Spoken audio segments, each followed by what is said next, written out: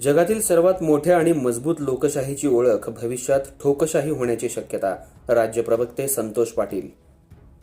150 वर्षांच्या स्वातंत्र्यवीरांच्या संघर्षानंतर इंग्रजांचा अंत झाला आणि देशाला 15 ऑगस्ट 1947 रोजी स्वातंत्र्य मिळालं.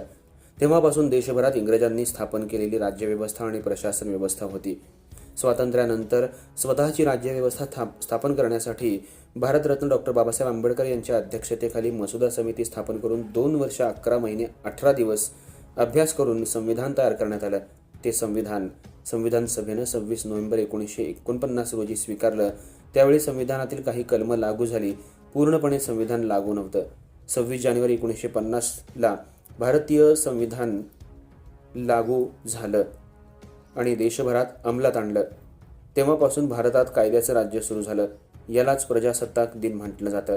लोकशाहीचा विजयी दिवस संबोधलं जातं. जोपर्यंत काँग्रेस पक्षाचं सरकार देशभरात होतं तोपर्यंत लोकशाहीची मूल्य तत्त्व देशभरात जपली जात होती आणि सर्व देशवासियांच्या मनात कुठलीही कटुता निर्माण होत नव्हती. परंतु 2014 पासून या देशातल्या जनतेला आत्ताच्या पंतप्रधानांनी आणि गृहमंत्र्यांनी भारतीय जनतेला लबाड खोटी आमिषं दाखवून सत्तेवर आले.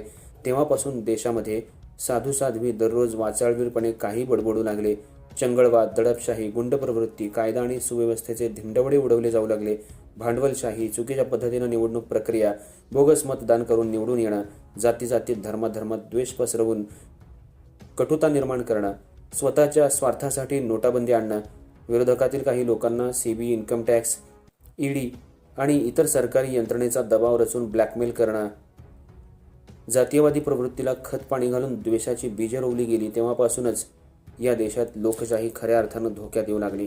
संविधान देशाची घटना पायदळी तुडवून त्याच्यामध्ये आपल्याला वाटेल तसे बदल करून देशाला चुकीच्या दिशेनं घेऊन आपलं स्वतःचं राज्य चालवण्यासाठी वापर होऊ लागला. तसंच पोलीस प्रशासनाचा चुकीचा वापर करून त्यांच्या बंदुकीतून कुणालाही ठोकून काढण्याचे आदेश होऊ लागले.